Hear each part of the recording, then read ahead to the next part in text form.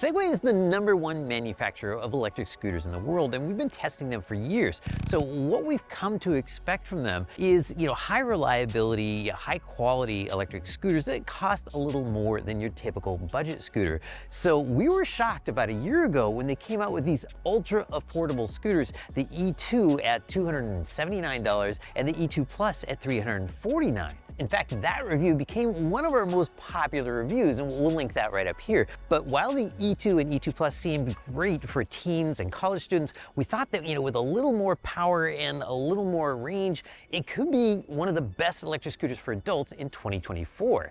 This is the E2 Pro. It's the top of the E-Series line, and it gives you 50% quicker hill climbing and 50% more range for about $150 more than the E2 Plus. Power comes from the rear wheel. It's got a 350-watt nominal motor back here that makes 750 watts of peak power. Unlike the semi-solid tires on the E2 and E2 Plus, which are 100% flat-proof, the E2 Pro comes with tubeless 10-inch tires, which are puncture-proof. But we're gonna test that claim, and you're gonna wanna see this. It also comes with traction control, and it's got Apple Find My, so you can track your scooter's location. Top speed is 15.5 miles per hour, and the claimed range is 16.8 miles. But let's go unbox it, and then we'll performance test it to see if it can hit the specs. Let's unbox the Segway E2 Pro. Now, something I noticed right away here is, this is a folding scooter, right? But rather than fold it, they shipped it kind of disassembled, so we're gonna have to put that together. In the box, we get a 1.7 amp charger, a stack of documentation, one tool, and a little safety message. Assembly is straightforward. You just slide the stem into place and then tighten up these two bolts with the Allen wrench. Alright, power is on. These swag lights look awesome underneath the deck, but it's beeping and it won't go faster than 6 miles per hour in sport mode until you connect the app. And it's not my favorite feature.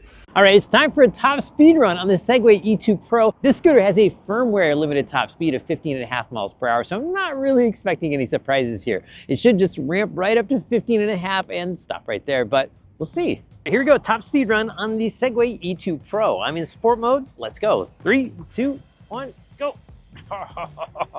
Okay, I had to kick off because this is not a zero start scooter. There's no option to put it into zero start, so you've got to kick. You can select what speed it starts going, like, how hard you have to kick basically to get it to start going. But that's it. There's no zero start option that I can see in the app. And we're limiting out at 15 miles per hour as predicted. We'll see what the true top speed is though. All right, now back the other way. 3, 2, 1, go. Okay, that's a pretty good launch. Just like that, we're at top speed and you can feel it limiting out. So that's as fast as it's gonna go. All right, so in the past, Segway scooters, if you push the throttle first and then kicked off, absolutely nothing would happen. Let's see if that's still the case here. Okay, here we go. Let's try it. 3, 2, 1, go! And big nothing. I don't understand this feature. I would really like to be able to push it first and then kick off, because otherwise you kind of have to time it. So let me try that again. Okay, let me push off and then I'll hit it. Okay, 3, 2, 1, go, and push. Okay, that was the best launch yet. We're gonna use this for the official time run here. All right, that's got it. Okay, so I just did a little roadside analysis on the top speed run of the new Segway E2 Pro, and no surprises. It did exactly what it was supposed to, 15.5 miles per hour top speed. Then from 0 to 15, it beat the identically priced KQi 2 Pro by 0.2 seconds to 15 miles per hour with a 0 to 15 time of 7.4 seconds. All right, well, now it's time for the hill climb test with the Segway Ninebot E2 Pro. And this is a tough test for some inexpensive scooters. For example, the Segway Ninebot F25, it didn't make it up the hill at all. Oh, so disappointing. So it's not just a question of how fast, but whether it can do it. Let's go find out. Here we go, hill climb test on the Ninebot E2 Pro. I've got it in sport mode. Let's go. 3, 2, 1, go. All right, pretty chill start. And this hill, it goes forward 200 feet and I'm rising 20 feet, so that makes it a 10% grade. It's about the steepest hill that you're gonna come across on a regular ride. I'm going 7 miles per hour, holding steady. And there we go, that's the 200 foot mark, we made it. All right, now it's time for the hill climb results. The E2 Pro got to the top of the ESG test hill in 19.0 seconds. That's more than a second faster than the KQi2 Pro, and it's 50% faster than the regular old Segway Ninebot E2. So the E2 Pro really solves my main concern about the regular old E2, and that was its hill climbing capability. You know, the E2 wasn't going to climb every hill you came across, whereas the E2 Pro is gonna get you where you need to go 99% of the time. Overall, it's one of the best hill climbers we've tested for the price. I totally lucked out. This couldn't be a more perfect day to go ride scooters, so I'm gonna head off my range test, and when I hit the halfway point, I'll check in and give you some riding impressions. All right, we've reached the halfway point, so let's get some riding impressions, and I'm gonna start out by just taking you through the riding modes. I'm gonna start in walk mode. So walk mode, I don't know if you can see the headlights on, you don't really have an option to turn it off in walk mode. I'm going 3 miles per hour, and I guess this is useful if you needed to ride on a sidewalk or around some other people. Walking alongside it, yeah, I guess that kind of works too. It kind of pulls you along, so maybe if you're walking uphill. So now we'll get into eco mode, see how fast it goes. It gets right up to 9 miles per hour and then limits out. That's not bad. The throttle response is pretty friendly. I mean, this would be good if you want to let your kids try it, or somebody who's, you know, trying to ride scooters for the first time, or, you know, if you just didn't want to go that fast. You really can't get the throttle wrong. There's no need for subtlety here. You can just mash it on or off. Okay, then we get drive. Let's see how fast this goes. All right, so in drive mode, I'm limited to 12 miles per hour. All right, and what's the throttle response like? Well, you can just kind of mash it. You don't really need to feather the throttle, as it's not going to yank you back. Let's try sport mode, and I'll start from a dead stop this time. Still have to kick off because there's no zero start on the scooter. And that's pretty good. You know, it has a nice takeoff. It actually kind of scoots its way right up to 15 miles per hour. It does feel like a little bit sporty, kind of a satisfying launch. Some scooters, it kind of feels like it's dragging. This one doesn't. And so there you go. And then also, this one, you can use part throttle or you can just mash it. But even in sport mode, this throttle is going to be easy to handle for any rider. Oh, you hear that sound? That sound is going to drive me nuts. And you know what it is? It's this cable right here tapping on the handlebars. And just a little bit of cloth tape right around here would cure that. But noises like that absolutely drive me nuts, so I would definitely need to put a little tape around the cable there, make that one go away. All right, so let's look at the cockpit. Well, first of all, turn signals. You can see them over there. You can hear them. They never, ever cancel. They will go on forever. But I really like that they beep. I like that you can see them from the riding position, and that drivers are going to be able to see it from in front or behind the scooter. And then to cancel it, you just push one more time. I like that it has a rocker switch down here. I'll take you in for the rocker switch. It's you can kind of feel what you're doing. You just poke it again if you want to turn it off. Nice and simple. Got a basic bell right here.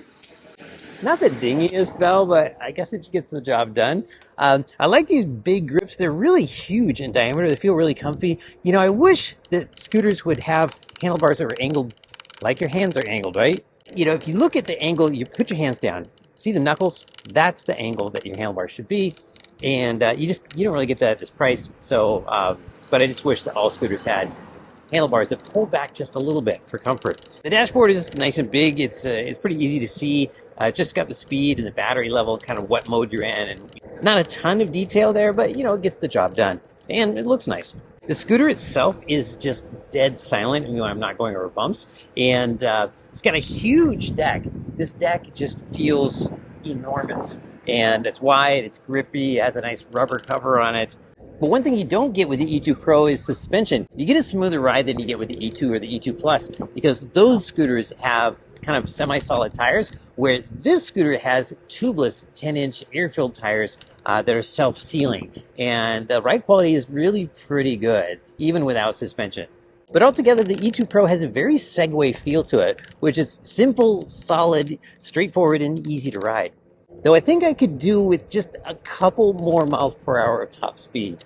Oh, and let me show you cruise control real quick. So I've turned it on in the app, and now if I hold the throttle on for 5 seconds, it should beep, and then I'll lock into whatever speed I was going. And there we go, locked in, 14 miles per hour.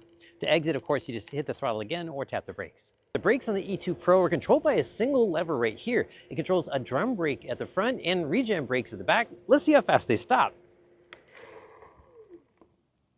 Oh, that feels good. That was really easy. So the nice thing about these brakes, and one of the things that Segway Ninebot are just so good at, is you just can't get them wrong. You can dial them in. I've got them adjusted for maximum braking and just grab them as hard as you want. As long as you're leaning back, there's just no way you're going over the bars. They feel kind of like car brakes. I mean, they're that easy to use. The E2 Pro stopped from 15 miles per hour in 17.0 feet, which is about what we'd expect at this price point. We are getting down to the last bar of the battery, and one feature I really like, I don't know if you can see it here, is that the last bar has turned red to kind of let you know that it's getting to the end. We've probably got a mile or two left. Okay, we've reached the very end of the range test. It felt further than I thought it was going to go, but we'll find out. The data logger's always got the real story, and we'll find out right now how far the E2 Pro went. The E2 Pro covered 16.0 miles on our hilly range test course, riding in sport mode, an exceptional result for the price and 47% more range than when we tested the base model E2. The other thing that's surprising here is that it's really close to Segway's specified 16.8 miles of range, which is usually not the case. And I've got to give Segway kudos here. They did this on the G2 Max, and they're doing it again here. They gave us the range in all three modes, and I think they're all pretty realistic ranges. They spec out 24.9 miles in eco mode, 21.7 in drive, and then 16.8 in sport, and I expect you're actually going to hit those. This is something that I think all the electric scooter companies should start doing. The e-bike companies have been doing this for a little while, where they give you realistic ranges in each of the drive modes. If everybody did it as well as Segway does, I could stop doing range tests. Let's look at some of the specs and features you get for $449 from the E2 Pro. It's got a 275 watt-hour battery that's 25% larger than the E2 and E2 Plus, but it went 47% further because of the lower rolling resistance from the tubeless 10-inch tires and from the righty long feature, which kind of stretches the range out at the end. But let's have a look at the flat-resistant tubeless tires. There's several different ways of making a tire flat resistant, so I want to have a look inside and see which one they used. Okay, I'm so glad we opened this up. This is really interesting. What I'd normally expect to see inside a flat resistant tire is some kind of sticky goo in here, but this looks like a regular tire. That means they're doing something different. Now the pictures, they show a cross section with a barrier, like a puncture resistant barrier, and that's what they've done. They bonded something puncture resistant to the tire, but it's not like a self-sealing tire. It doesn't look like it's gonna reseal itself if you actually make a puncture. What's gonna happen if I take this tack and jam it through the tire? Will it not go through? Will it reseal if it does go through? Let's find out. I'm gonna push it through. So without a whole lot of effort, that went right through. You can see the shadow right there. That's the tip of the tack. So let's see if this will reseal. The tire's back on and aired up, and oh yeah, it's blowing bubbles. This is definitely leaking. Okay, so if it's flat resistant at all, it's that it resists getting punctures in the first place, not that it reseals, because this is leaking. But we're gonna fix that the easy way. Fortunately, I've got some armadillos at home, so I'm gonna put a little bit of this in there, see if it works. I aired up the tire, there's our mark, there's our circle. Let's see how we're doing. So the puncture was right there, and it's not blowing bubbles. Everything is sitting exactly still. So fixed just like that. And of course, the benefit of doing a repair with sealant is you don't have to take the tire off, the wheel off. You only really need one tool, and that's the valve core removal tool. Two unusual things I noticed while doing all the tire stuff. One is it has a steel front wheel, which will be more resistant to cracking if you hit a pothole than an aluminum wheel.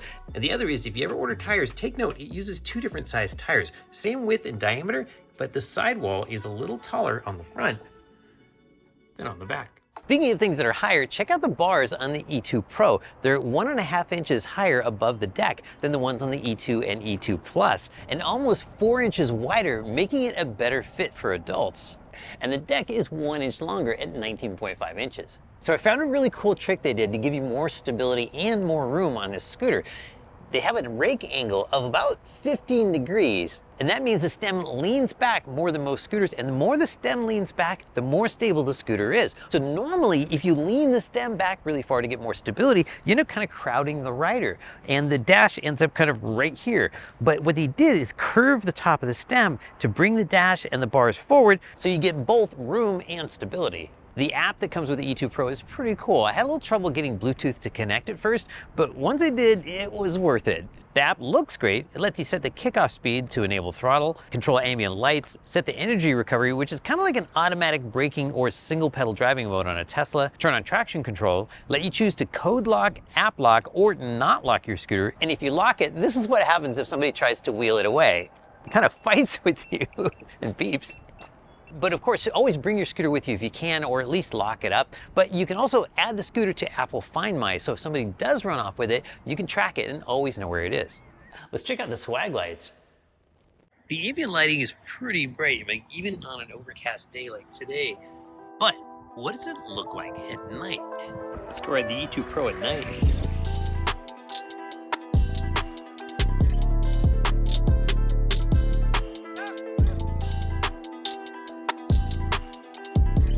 The E2 Pro has a 5.5-hour charge time from empty to full, so even if you rode it 15 miles to work, it would be fully charged when you go home. The charge port is right up on top of the deck. I love this location because it's easy to plug into and it won't get damaged if it falls over while plugged in. The E2 Pro gets a high ESG reliability score of 8.8, pulled upward by being UL 2272 certified, having a 2-year warranty, and excellent parts availability on their website. But is pulled down slightly by only having an IPX4 water resistance rating. But I love that all Segway turn signals are drop proof.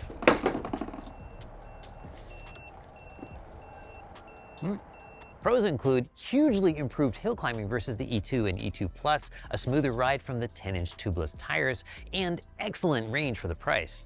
And there are 2 cons that come to mind for this scooter. One, I wish it just had about 1.5 miles per hour more top speed. Yes, you could probably hack it with an app, but just don't. And number 2 is I wish that it had 0 start. You can adjust the kickoff speed from higher to lower, but you always have to kick the scooter off to get it going. So who is the E2 Pro for? Well, this is a great electric scooter for just about any adult that's getting started riding electric scooters. It's affordable, anybody can ride it, it's easy to carry upstairs, and it's got great range. You can get a faster electric scooter than this for the money, but if you're okay with having just enough speed to pass bicyclists in the bike lane, what you get is a high-quality, reliable electric scooter with some pretty cool features for the price. If you think the E2 Pro might be for you, use the link in this video's description to find the specs and the latest price. Using the link helps support our channel and all the research it takes to make more videos like this one. Thanks so much for watching this video all the way to the end. It really helps us get more views when you do that. So watch it again right now. No, I'm just kidding. Watch these 2 videos. We've picked them out by hand because if you like this one, you'll probably like those too. I'm Paul from Electric Scooter Guide. Don't ride like me, but do always remember to wear a helmet.